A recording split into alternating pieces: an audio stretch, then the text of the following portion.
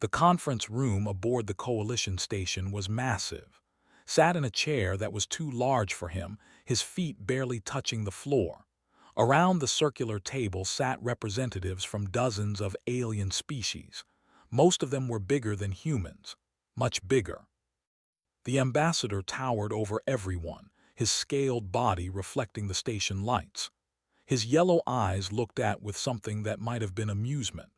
Beside him sat a Vex delegate, its insect-like body clicking and chittering as it communicated through a translator device.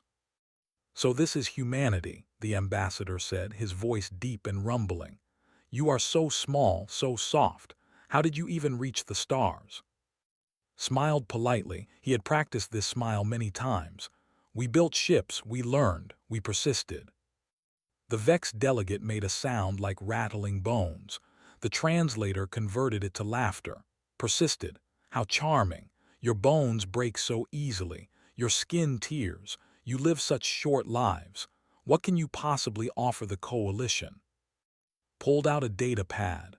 "We offer trade. We have unique agricultural techniques. We have cultural exchanges. We have art and music and literature." Around the table, aliens exchanged glances. Some looked bored. Others looked almost sympathetic, as if they felt sorry for these weak creatures who had stumbled into a galaxy far too dangerous for them. The Coalition Chancellor, a being made of crystalline structures that glowed with inner light, spoke in a voice that sounded like wind chimes. "Humanity's application for membership is approved. However, given your physical limitations and lack of military capability, we are assigning you protected species status." Kept his expression neutral. Beside him shifted slightly. She wore a simple uniform with no obvious weapons. The aliens barely noticed her. They never asked what her job was. That was a mistake they would realize later. "What does protected species status mean?" asked, though he already knew the answer. "It means we will defend you," the said, sounding almost bored. "You cannot have large military fleets. You cannot develop advanced weapons. You will stay in your home system mostly. You will be safe." "Safe," repeated. He glanced at. She gave the smallest nod. Her hand moved to the data pad on her lap, fingers dancing across it silently. She was recording everything, every word, every gesture, every weakness shown. "Yes, safe," the Chancellor said. "We have seen species like yours before. Kind, peaceful, fragile. The galaxy is dangerous. This status will protect you from yourselves as much as from others." Sign the documents. He agreed to everything.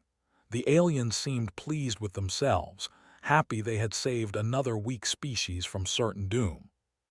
The meeting ended. As they walked back to their ship, spoke quietly. "They think we're pets." "Let them think that," said, "for now." Their ship was small by Coalition standards. The Morning Star looked old and worn, paint peeled from its hull.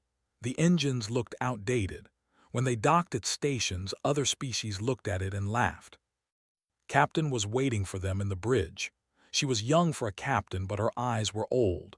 She had seen things, done things, things the aliens couldn't imagine. "How did it go?" asked. "Exactly as expected," said.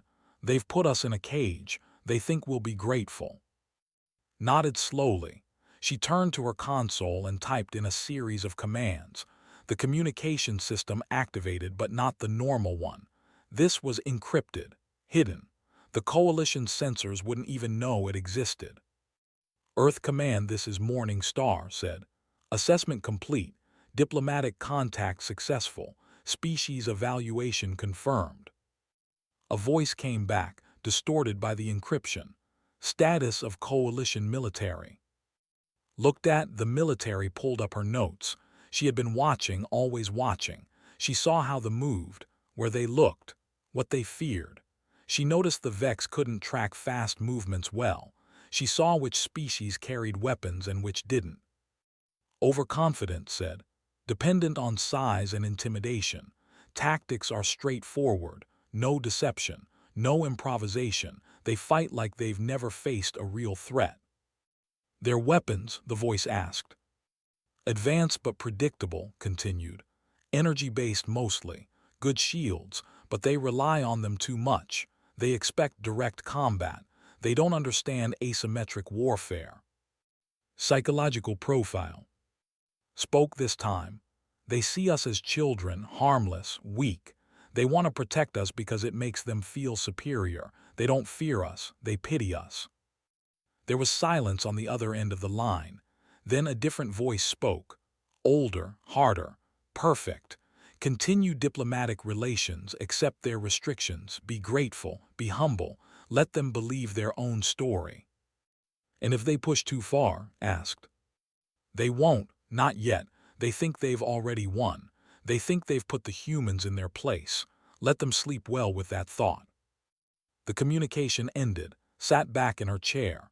Through the window she could see the coalition station. Massive, beautiful, powerful, and completely unprepared. Do you think they'll ever figure it out? Asked. Smiled, but this time it wasn't his diplomatic smile. Eventually, but by then it will be too late. Weeks passed. Humanity played its role perfectly. Human traders were polite and grateful. Human diplomats accepted every restriction with grace. Human ships stayed small and appeared outdated. When coalition patrols checked human vessels, they found nothing threatening. Just cargo, just families, just peaceful travelers trying to survive in a big, scary galaxy. But the humans watched. They learned. They memorized every patrol route. They studied every species' physiology. They understood which aliens were warriors and which were not. They saw the cracks in the coalition's unity, the old rivalries, the simmering tensions. And they waited. The border region between and Vex space had always been tense. Both species claimed the same star systems. Both wanted the same resources. They had fought before, centuries ago, until the coalition forced a truce. That truce was getting weaker. Small incidents started happening. A ship would stray too close to Vex territory. A Vex mining operation would expand past the agreed boundary. Insults were exchanged. Threats were made. The coalition tried to mediate, but neither side wanted to back down.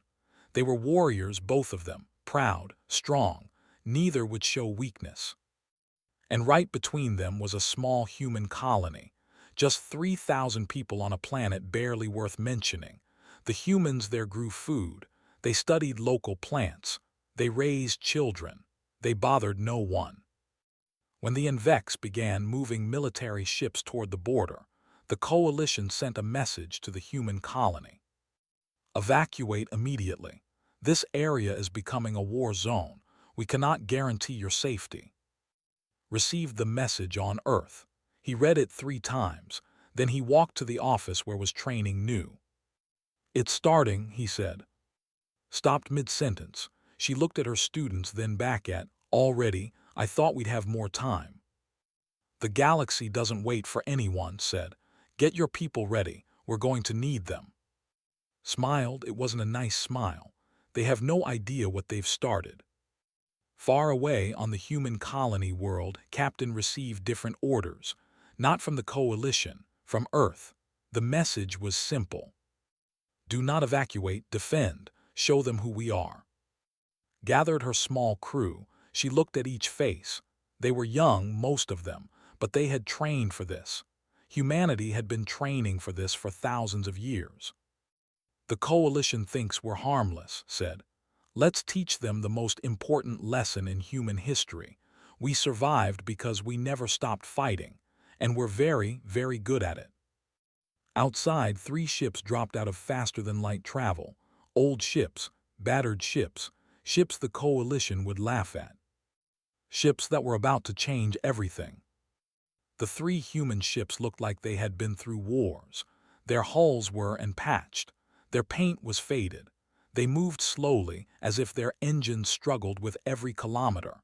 Coalition observers watching from their monitoring stations shook their heads in pity. Those poor humans, one Vex officer said. They sent their best ships and look at them. They won't last 10 minutes if the attack.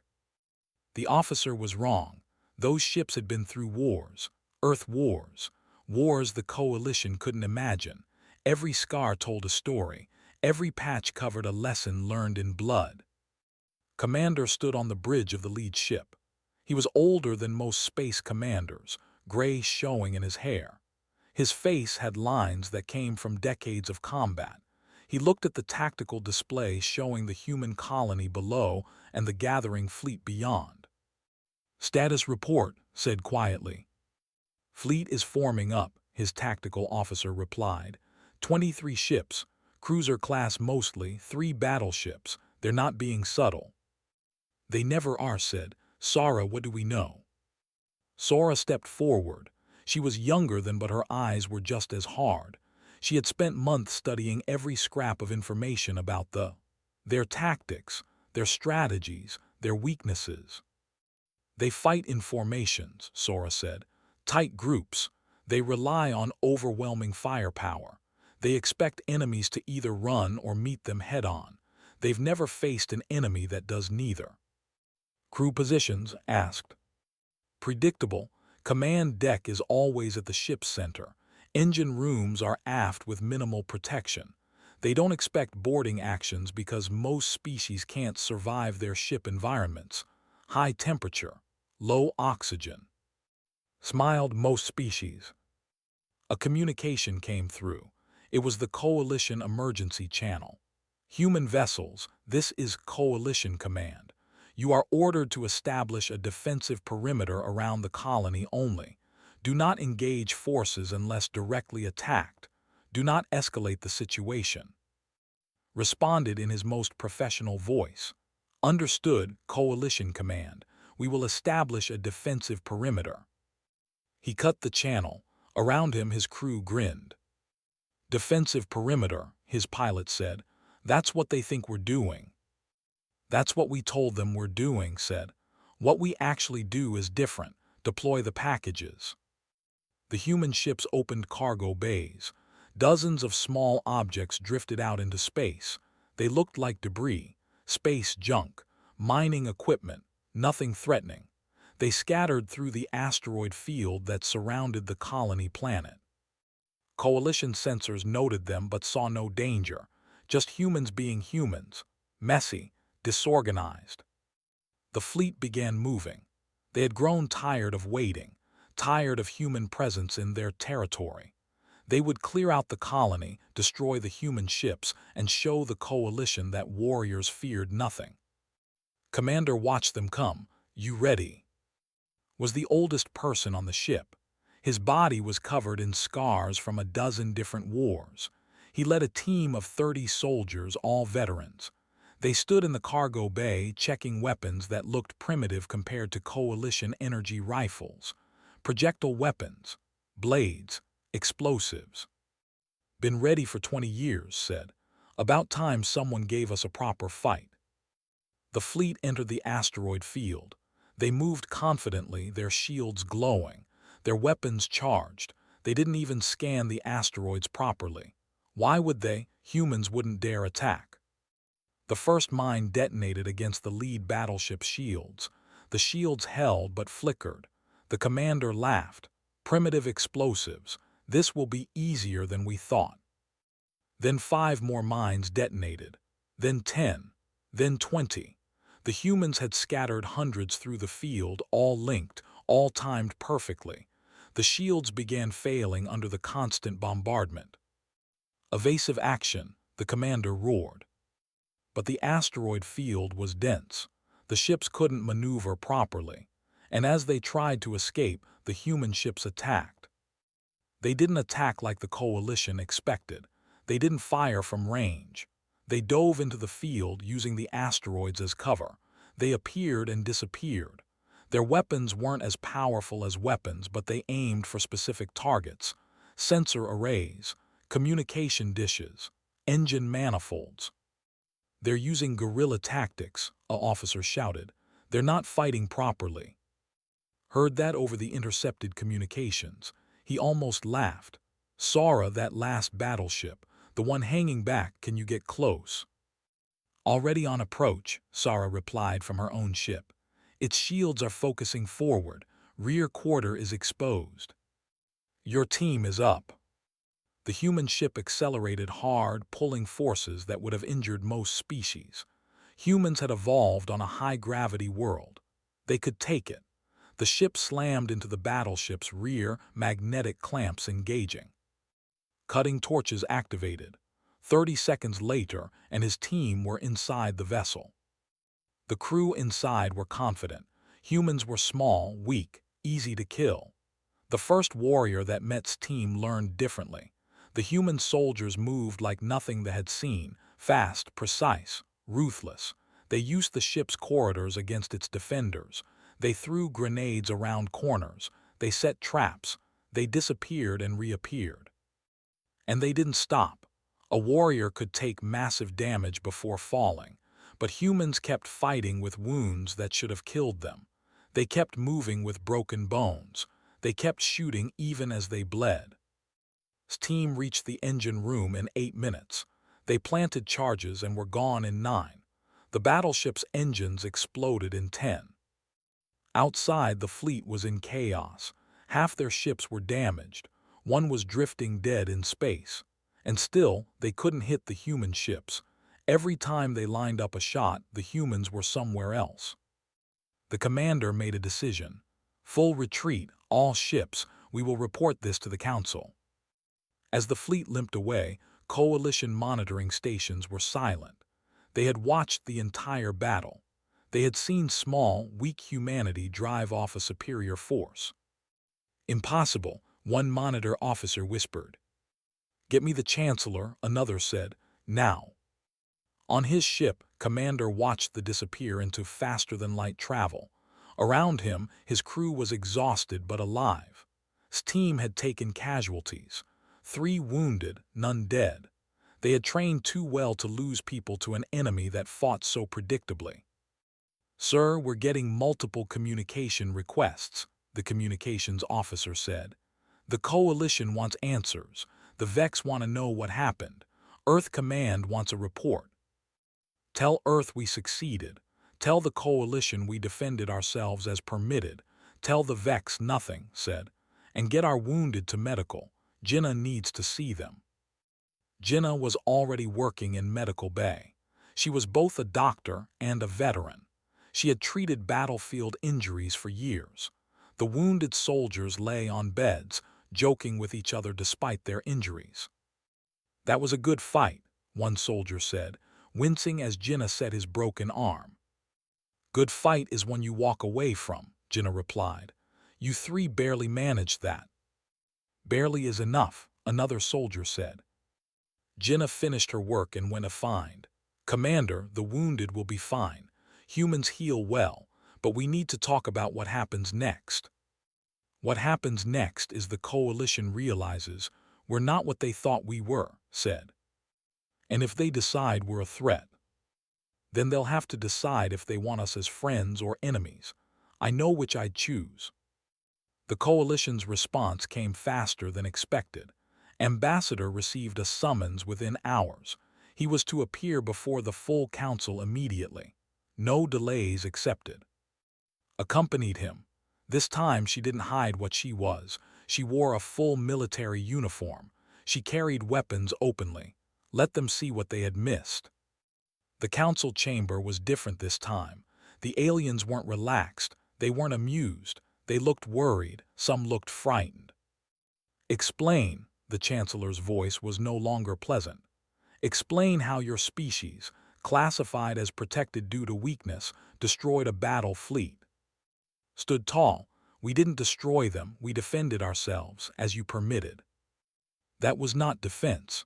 That was military action of the highest order. For you perhaps, for us it was Tuesday. The room went silent, hid a smile. The ambassador stood, his massive frame shaking with rage. You used dishonorable tactics, traps, ambushes. You did not fight fairly. Fair spoke for the first time. Your fleet came to destroy a civilian colony. You outnumbered us 7-1. You expected easy prey. We gave you war instead. If you want fair fights, don't start wars. Who are you humans really? The Vex delegate asked. its translator making the question sound like scraping metal. Where did you learn to fight like this? Looked around the room, at all the species that had dismissed humanity, caged them. We learned from the only teachers that matter, said. We learned from each other. Humanity has been at war for 10,000 years, not with you, with ourselves. We perfected the art of killing our own kind. We survived weapons that could destroy worlds. We endured wars that killed millions, and every time we learned. We adapted. We got better at surviving. The room was absolutely silent. You thought we were harmless, continued. You were wrong, we're not harmless, we're just patient. We waited, we watched, we learned everything about you, and now you know what we're capable of when we choose to fight. The Chancellor's light flickered uncertainly. What do you want? What we've always wanted, to be left alone, to live in peace, to be treated as equals. Paused. But if you force us to fight, we will, and you will lose. The emergency session of the Galactic Council had been going for 6 hours. Ambassador stood in the center of the chamber while hundreds of alien species demanded answers. Some shouted, some threatened, some begged for explanations. The Chancellor finally called for order. Humanity will present a full disclosure of their military capabilities and historical background. Any deception will result in immediate expulsion from the coalition and potential quarantine of your home system. No deception, said calmly. We've never lied to you. You simply never asked the right questions. A door opened. Entered carrying several data storage devices. He was a historian, one of Earth's best. He had spent his life studying human conflict. Now he would teach the galaxy what that really meant. My name is I study war, human war. I will show you what you missed. He activated a holographic display. You judged us by your standards. Big is strong, small is weak. Fast healing is powerful, slow healing is fragile. You were wrong on every count. The first image appeared. Ancient humans hunting across grasslands. We evolved as persistence predators, explained. We didn't outrun our prey, we chased them for days. We tracked them until they collapsed from exhaustion. Our prey was faster, stronger, had better armor. But we never stopped, we never gave up, we just kept coming. The aliens shifted uncomfortably. Our bodies are designed for endurance warfare. We sweat to cool ourselves so we can run for hours. Our legs are built for long-distance travel. Our minds can ignore pain and keep functioning. What you call weakness is actually efficiency. We don't need thick armor because we don't plan to get hit. We don't need fast healing because we plan to win before we can be injured. The next images showed human warfare through the ages. Spears and shields, swords and arrows, guns and cannons. We have been fighting organized wars for 10,000 years, said. We perfected formation combat. We invented siege warfare. We learned to coordinate thousands of soldiers across vast distances. All of this before we even left our planet. The ambassador growled. Primitive weapons. We have energy weapons that could destroy your ancient armies in seconds. True, agreed. But we have something more important than weapons. We have doctrine, we have strategy, we have the accumulated knowledge of warfare. He changed the image. Let me show you our most recent conflicts. The display showed trenches, mud, barbed wire, soldiers in gas masks. This was a war we called the First World War. 10 million dead in 4 years. We invented chemical weapons. We built the first tanks. We learned to fight from underground tunnels and concrete bunkers, and when it was over, we learned from it. The next image showed bombers over cities, mushroom clouds rising. 20 years later, we fought again. 50 million dead this time. We invented nuclear weapons, weapons that could destroy entire cities in seconds. We used them on ourselves. His voice was quiet, but everyone heard him. We split the atom and turned it into a weapon of mass destruction, and we didn't stop there. The images kept coming. Jungle warfare, urban combat, guerrilla tactics, cyber warfare. We learned to fight in every environment, deserts, Jungles, mountains, cities, space, underwater. We learned to fight with everything from rocks to, and most importantly, we learned to fight enemies who thought exactly like us. Every human war taught us to predict, to adapt, to overcome. The Vex delegate's translator crackled. You fought your own kind with such ferocity. Why? Resources, religion, territory, pride, revenge, freedom, shrugged. We fought for every reason species fight. The difference is we got very, very good at it because we never stopped. The Chancellor's light dimmed. But you presented yourselves as peaceful. You accepted protected species status. You agreed to restrictions. Spoke up. We are peaceful. We don't want war, but being peaceful doesn't mean being helpless. We accepted your restrictions because they didn't matter. You limited our fleet size. Fine. We don't need large fleets when we have better tactics. You restricted our weapons development. Fine. We're already centuries ahead of where we need to be. You tried to protect us. We let you believe you succeeded. Jinnah stepped forward now. She was still wearing her medical uniform, stained from treating the wounded from the border incident. I need to correct some assumptions about human physiology. She activated her own display. You see us as fragile, you're partly right. Our bones break more easily than bones. Our skin tears more easily than Vex chitin. But you miss something crucial. We heal. The display showed medical scans. A human can lose up to 40% of their blood and survive. We can survive with massive internal injuries. We can function with broken bones. We can heal from wounds that would kill most of your species. Not because we're tough, because we're resilient. She showed footage from the border incident. One of soldiers fighting with a compound fracture. This soldier broke his arm in combat. He continued fighting for 20 more minutes. He killed 3 warriors with one arm. Then he walked to medical. He'll be back on duty in 6 weeks. The alien stared in horror. But that's not even our greatest advantage, Jinnah continued. Our greatest advantage is pain tolerance. We evolved to ignore pain, to push through it, to keep functioning when our bodies scream at us to stop. You see pain as a warning to retreat. We see it as information to be processed and ignored. That's insane, someone whispered. No, Jinnah said. That's survival. That's what it takes to be a persistence predator. You have to be willing to hurt and keep hunting.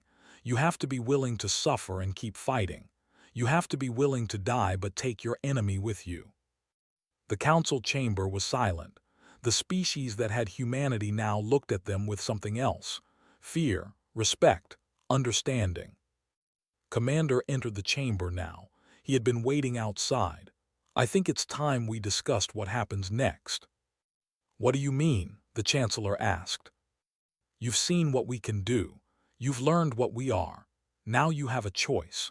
You can treat us as equals with full military rights and representation, or you can try to contain us, which will fail. The question is whether you want humanity as an ally or an enemy. You would threaten the entire coalition, the ambassador roared. No, said calmly. We would defend ourselves, there's a difference. You came to our colony prepared to kill civilians. We responded with military force. That's not aggression, that's defense. If you want aggression, ask the coalition's historians about human history. Ask them about our scorched earth policies, our mutually assured destruction doctrines, our willingness to sacrifice everything to win. He walked to the center of the chamber. We don't want war with the coalition. We came to space looking for peace, looking for friends, looking for trade and knowledge and growth. But we won't be caged. We won't be treated as lesser beings. We won't accept protection we don't need from species who couldn't protect themselves from us. The Vex delegate stood suddenly. The Vex Collective requests an immediate private session with the human delegation. Everyone turned to stare. The conflict with the continues to escalate. We have seen human military capability. We wish to hire humanity as military advisors and strategic consultants. We will pay well. The ambassador exploded with rage. You would hire these primitives. These primitives defeated your fleet. Perhaps we've been primitive for thinking size and strength matter more than skill and strategy. Arguments erupted across the chamber. Some species wanted to hire human military trainers. Others wanted to trade for human tactical knowledge. A few wanted humans banned entirely, fearing they were too dangerous. The Chancellor called for order again. It took several minutes to restore quiet. "This council must make a decision," the Chancellor said. "We cannot have a species within our coalition that we don't understand. Humanity's status must be redefined." Stepped forward. "Before you decide, there's one more thing you should know." "What more could there possibly be?" the Chancellor asked wearily. "Everything I've shown you, everything explained, everything Jinnah demonstrated, every tactic used." Paused. "That's just what we're willing to share. We have capabilities we haven't revealed, technologies we haven't discussed, strategies we've kept hidden. We showed you enough to earn respect. We didn't show you enough to lose our advantage." The chamber went silent again. "You're holding back?" the ambassador asked. "Of course. Rule 1 of human military strategy: never show all your cards. Rule 2: always have a backup plan. Rule 3: when your enemy thinks they know your capabilities, they know exactly what you want them to know." Smiled. "Would you like me to explain human information warfare next? Or perhaps our psychological operations, our propaganda techniques, our methods of turning enemy populations against their own leaders?" "That won't be necessary," the Chancellor said quickly. "I believe we understand." Over the next hours the Council debated. Humans waited outside, calm and patient. They had time. They always had time. Finally, the Council reached a decision. The Chancellor summoned the human delegation back. "After extensive discussion, the Galactic Coalition has voted to reclassify humanity from protected species to full military partnership status. You will have complete voting rights. All restrictions on your fleet and weapons development are lifted. You will be recognized as a warrior species with full military autonomy." Bowed slightly. "We accept and we promise this. We will not start conflicts, but we will finish them." "There is one condition," the Chancellor added. "The Vex Collective's request for military assistance. They want human help ending the conflict. Will you accept?" Looked at, the commander nodded. "We'll accept, but not as mercenaries, as peacekeepers. We'll help end this war for both sides." The ambassador stood. "The Empire does not need or want human assistance." Turned to face him. "Then the Empire will lose. The Vex now have access to human tactical knowledge. You can either accept our help reaching peace, or you can face our expertise used against you. Your choice." The ambassador stared at for a long moment. Then he sat down heavily. "The Empire will consider the offer." As the humans left the council chamber, walked beside, "That went well." "That went exactly as planned," corrected. "Now comes the hard part." What's harder than revealing we're the galaxy's apex predators? Proving we're civilized apex predators. That we can use our skills to build peace instead of war. Overheard them.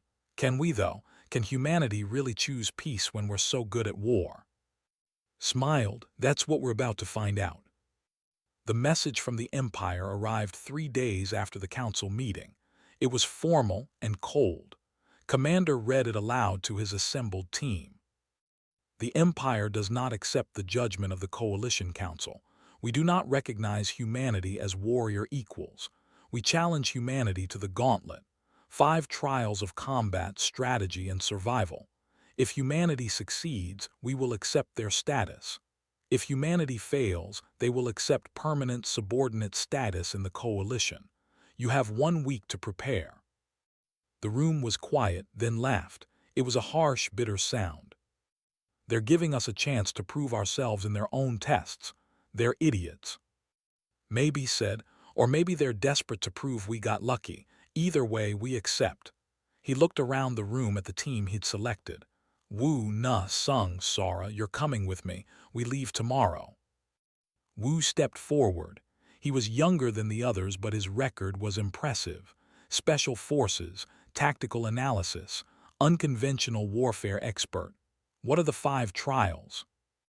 Single combat, space navigation, strategic simulation, survival scenario, combined arms warfare, listed them. They're designed to test everything: strength, skill, intelligence, adaptability. They're designed for, Sora corrected, which means they're predictable. Na grinned. She was the team's pilot, and she had a reputation for flying ships in ways that broke every rule. When do we stop playing by their rules and start making our own? From the first second, said. Remember, we're not trying to beat them at their own game. We're showing them that their game doesn't matter. The gauntlet arena was on a neutral station. Thousands of aliens had gathered to watch. Most expected humanity to fail. There were famous warriors. Their trials had humbled dozens of species over centuries. The first trial was single combat. Walked into the arena wearing light armor and carrying weapons that looked ancient. Across from him stood a champion, 3 meters tall, scales like armor plating, claws that could tear steel, muscles built for crushing. The crowd cheered for he was old, small, human. The trial master explained the rules. Fight until one combatant can no longer continue. No weapons restrictions. No time limit. Begin. The champion roared and charged, stood perfectly still. At the last second he moved, just enough. The claws scraped his armor but didn't connect solidly. Struck back, a quick jab to the knee joint. The damage was minimal, but it was damage. The pattern repeated. He attacked with raw power, dodged, blocked, and struck at weak points. Joints, eyes, areas where scales overlapped. He never tried to overpower his opponent. He just kept moving, kept striking, kept wearing him down. 1 hour passed. There was breathing hard, looked tired but steady. 2 hours passed. There was bleeding from a dozen small wounds. Had taken hits but kept fighting. 3 hours passed. The crowd was silent now. They understood what they were watching. Persistence hunting. Wasn't trying to win quickly. He was trying to outlast. After 4 hours, the champion collapsed. Not from any single wound. From exhaustion. From blood loss. From fighting an enemy who simply wouldn't stop. Stood over his fallen opponent. You fought well, but you fought like this would end quickly. Humans know better. Every fight is long. Every fight is hard. And we're built for long, hard fights. The trial master declared the winner. The crowd was stunned. The second trial was space navigation. A hazard course through an asteroid field, past radiation zones, around gravity wells. It had been designed to take 6 hours of careful flying. Nuss sat in the pilot's seat and laughed. Careful flying, right. Stood behind her. The goal is to finish, not to finish fast. The goal is to win, not corrected. She engaged the engines. Winning means showing them what human flying really looks like. She flew like the ship was an extension of her body, through gaps that should have been impossible, past asteroids with centimeters of clearance. She used gravity wells to slingshot around obstacles. She flew through the radiation zone at a speed that made the shields scream. Other species flew their ships with precision. Nuff flew with instinct, with feel, with the kind of spatial awareness that came from being a pursuit predator. She finished the course in 43 minutes. The previous record was 5 hours and 12 minutes. The trial master checked the sensors 3 times. This is impossible. Impossible for you, Nuss said. Routine for humans. We evolved navigating complex 3-dimensional environments, trees, caves, urban landscapes. This is just space. The third trial was strategic simulation, a computer war game where Wu would command virtual forces against a military AI. The AI had defeated every challenger for 20 years. Wu sat at the console and studied the scenario. Standard setup. 2 balanced forces, clear objectives, predictable terrain. This is boring, Wu said. Sora stood beside him. Then make it interesting.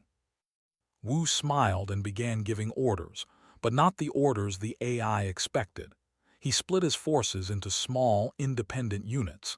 He abandoned defensive positions. He ignored objectives. Instead, he went straight for the AI's supply lines, its communication networks, its command structure. The AI tried to adapt, but it was programmed with doctrine. It expected direct confrontation. It got asymmetric warfare instead. Wu used tactics from human history. He feinted attacks to draw out responses, then struck where the AI was weak. He sacrificed small units to learn the AI's patterns. He adapted faster than the AI could counter. 30 minutes in, the AI's forces were scattered and leaderless. Wu's army on the battlefield without fighting a single major engagement. The trial master stared at the results. You didn't follow any standard doctrine. Standard doctrine is for standard enemies, Wu said. We learned a long time ago that following rules is a good way to lose. We make our own rules now. The fourth trial was survival. Sung and the team were dropped on a hostile moon. Extreme temperatures, toxic atmosphere, dangerous native creatures. They had to survive for 72 hours with minimal equipment. Sung looked at the barren landscape and grinned. Home sweet home. He immediately began taking inventory, not of what they had, of what the environment provided. Rocks could be tools. Toxic plants could be useful chemicals. The atmosphere was hostile but could be processed. The native creatures were dangerous but also meat. Within 6 hours, Sung had built a shelter using materials he synthesized from local resources.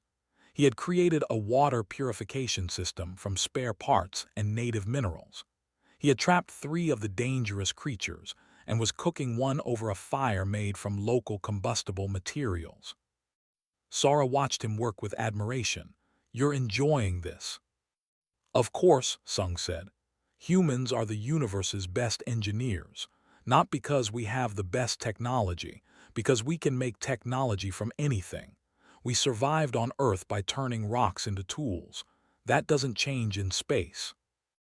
By the end of 72 hours, the team's shelter was more comfortable than the monitoring station watching them. They had food, water, power, even rudimentary communication equipment Sung had built from scratch. The trial master was speechless. No species has ever thrived during the survival trial. No species has ever been human during the survival trial, Sung replied. The fifth and final trial was combined arms warfare. The team would defend a position against overwhelming simulated forces. They were expected to last 1 hour before being overrun. Looked at the defensive position and frowned. This is designed wrong. It's designed for defense, said. Exactly, defense is how you lose slowly, began giving orders. We're not defending, we're attacking. The simulation began. The enemy forces advanced, expecting to find humans dug in and waiting. Instead, the human team moved forward. They used the terrain aggressively. They didn't hold positions, they took them and moved on. They turned the defensive scenario into an offensive operation. Led close assault teams that struck like lightning and disappeared. Nup provided air support with moves that should have crashed the simulation aircraft. Wu coordinated everything, adapting the plan second by second. Sung turned defensive equipment into offensive weapons, directed fire with precision. Sora fed intelligence that predicted enemy movements, and commanded it all, turning chaos into victory. After 23 minutes, the simulation ended, not because time ran out, because the human team had captured the enemy command center. They had turned a defensive trial into an offensive triumph. The entire arena was silent. Then slowly aliens began making sounds of approval, clicking, humming, roaring. In 100 languages they expressed the same sentiment, respect. The trial master walked to the center of the arena. He looked at and his team. They were exhausted, wounded. Several could barely stand. I have overseen the gauntlet for 40 years, the trial master said. I have seen hundreds of species attempt these trials. Most fail the first trial. A few reach the third. None have ever completed all 5. He paused. Until today. He turned to the ambassador. Humanity has proven themselves, not just as warriors, as something beyond warriors. They are survivors, adapters, engineers, tacticians. They do not fight like any species we have known. They fight like the universe itself trained them. The ambassador stood. His pride was injured, but he was a warrior. Warriors respected strength. The Empire acknowledges humanity as warrior equals. We will honor the challenge results. Stepped forward. He could barely walk. His ribs were cracked from the survival trial. His hands were burned from Sung's improvised equipment. But he stood straight. We didn't come here to prove we're warriors. We came to prove we belong in this galaxy. We came to show that strength isn't about size or armor or weapons. It's about never giving up. It's about adapting. It's about surviving when survival seems impossible. He looked around the arena. That's what humanity is. We're the species that refused to die when the universe tried to kill us. And now we're here, and we're staying. The crowd erupted, not just approval now, celebration. Humanity had earned their place. But as the team left, the arena collapsed. Jinnah caught him. "You pushed too hard," she said. "Had to," replied. "Had to show them we meant it. They know now. You can rest." Not yet. Looked at his team. This was just the beginning. 6 months after the gauntlet, the Galactic Coalition looked very different. Humanity was no longer the overlooked species in the corner. They were partners, advisors, teachers. Ambassador stood in the council chamber, but this time he sat at the main table, not in an oversized chair that made him look small, in a human-sized seat that the coalition had installed specifically for him. It was a small change, but symbols mattered. "The Vex conflict has ended," announced. "After 3 months of human-mediated negotiations, both sides have agreed to a permanent peace treaty. The border disputes are resolved. Trade agreements are in place. Both species have committed to joint resource development instead of competition." The council chamber filled with sounds of approval. The Vex had been enemies for centuries. Humanity had ended it in 3 months. "How did you do it?" the Chancellor asked. "We showed them that cooperation pays better than conflict," explained. "We used human economic models, human trade systems, human diplomatic techniques learned from thousands of years of peace negotiations. And when they tried to restart hostilities, we reminded them that humanity would support neither side in renewed warfare." Suddenly, peace seemed more appealing. The ambassador nodded. "The humans are effective negotiators. They understand that war is expensive. Peace is profitable. They made peace more attractive than victory." Across the galaxy, stood in a training facility on a coalition military station. Around her were soldiers from a dozen different species. They watched as she demonstrated human combat techniques. "Power is good," said, "but power without control is wasted. Speed is good, but speed without precision is useless." She moved through a combat sequence, each motion efficient and purposeful. Human combat doctrine is based on efficiency. We don't have thick armor, so we learn not to get hit. We don't have natural weapons, so we learn to make better artificial ones. We don't heal fast, so we learn to end fights quickly. A soldier raised his hand. "Your species is so small. How do you defeat larger enemies?" Smiled, "The same way we always have. We think, watch." She sparred with a volunteer twice her size. She didn't try to match his strength. She used his strength against him. She redirected his attacks. She struck at weak points. She moved constantly, never staying in one place long enough to be hit solidly. After 3 minutes, there was breathing hard. Looked like she'd barely started. "You see, size is an advantage only if your opponent fights the way you expect. We learned long ago to never fight the way enemies expect." Her students began practicing. Slowly they were learning. Not to fight like humans, to think like humans, to adapt like humans. On Earth, Commander stood in a lecture hall at the Coalition's new Joint Military Academy. It was built in Geneva, where humanity once tried to create peace among its own nations. Now it would teach peace to the galaxy. Today we discuss asymmetric warfare, began. His students were young officers from every coalition species. This is warfare where neither side is evenly matched. The smaller force cannot win through direct confrontation. So what do?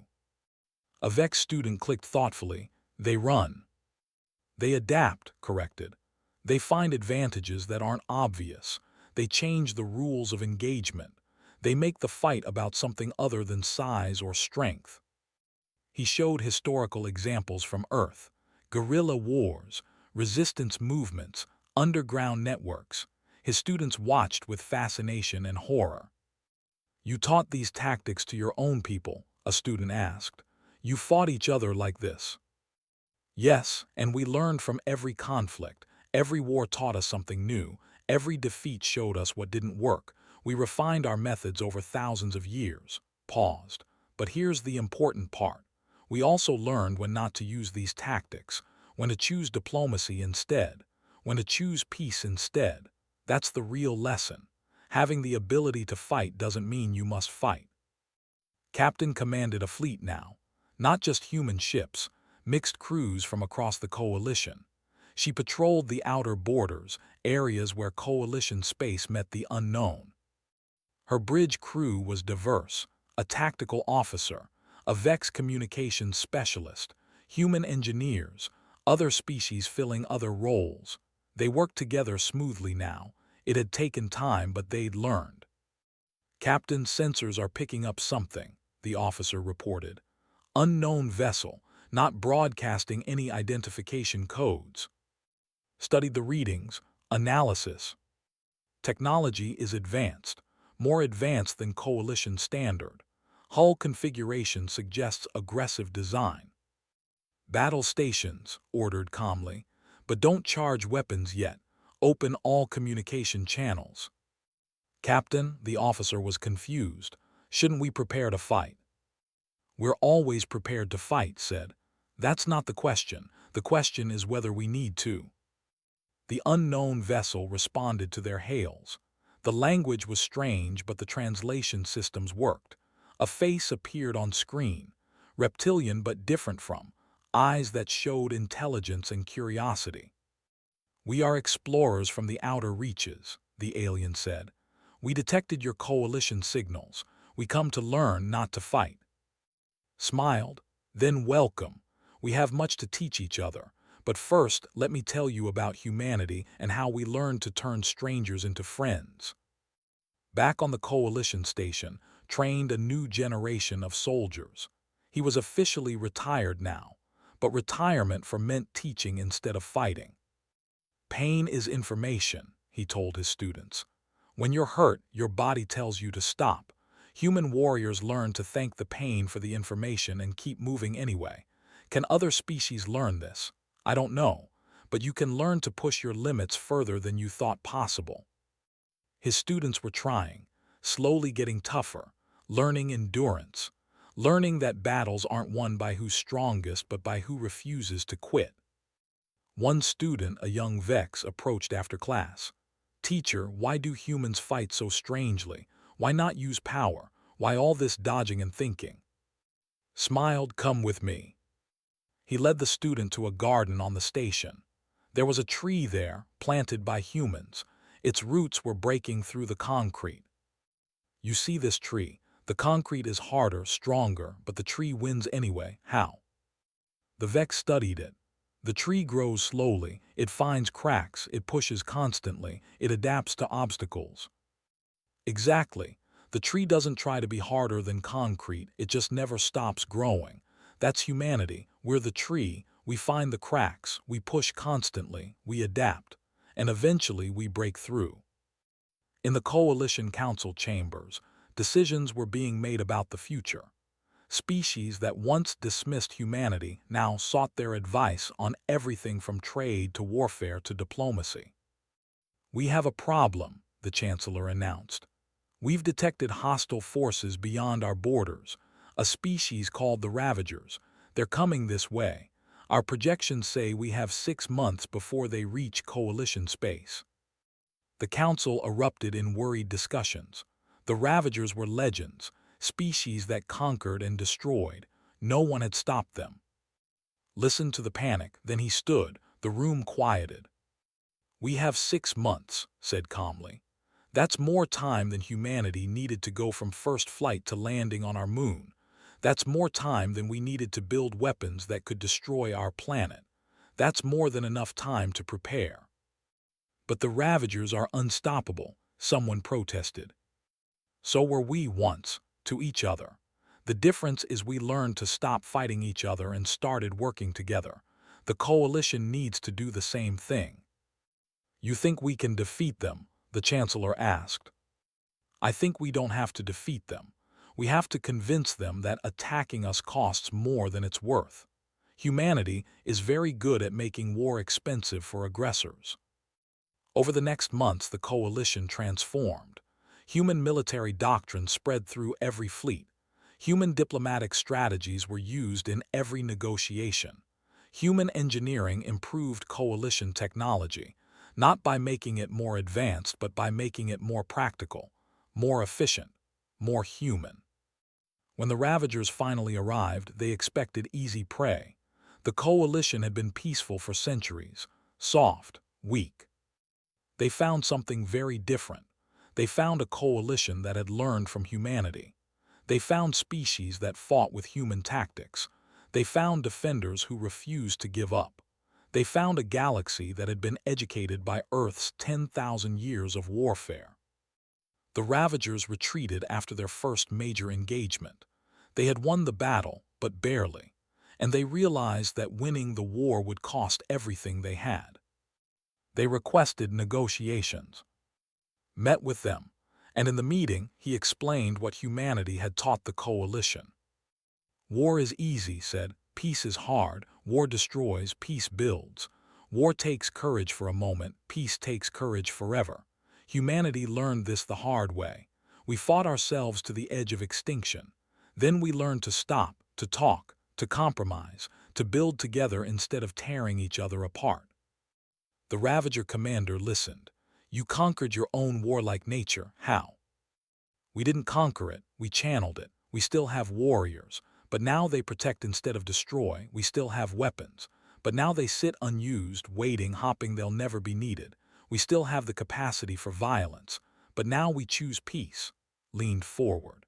"The question for you is, do you want to fight a war against species who know how to make war hell? Or do you want to join a coalition where your strength serves a purpose greater than conquest?" The Ravagers joined the coalition 3 months later. Years passed. The galaxy continued to change. More species joined. Some came peacefully, others had to be convinced. But humanity's lessons had taken root. In a classroom on Earth taught young historians. "Remember," he told them, "we were almost destroyed by our own violence. We created weapons that could end our species. We fought wars that killed millions. We poisoned our planet and nearly made it uninhabitable. But we survived. And we learned. And now we teach others so they don't have to learn the hard way like we did." In a medical station, Jinnah trained doctors from across the galaxy. "Humans heal slowly by your standards," she explained. "But we heal completely. We evolved to survive injuries that would kill others. Use that knowledge, study human regeneration, apply it to your own medicine, save lives." Somewhere in deep space, Nuh flew patrol routes with a mixed crew. They sang songs together, human songs, alien songs, new songs created by mixing cultures. The galaxy was smaller now, more connected, more unified. And in a quiet office on the Coalition station, Ambassador looked at reports from across the galaxy. Trade was flourishing. Conflicts were resolving through negotiation.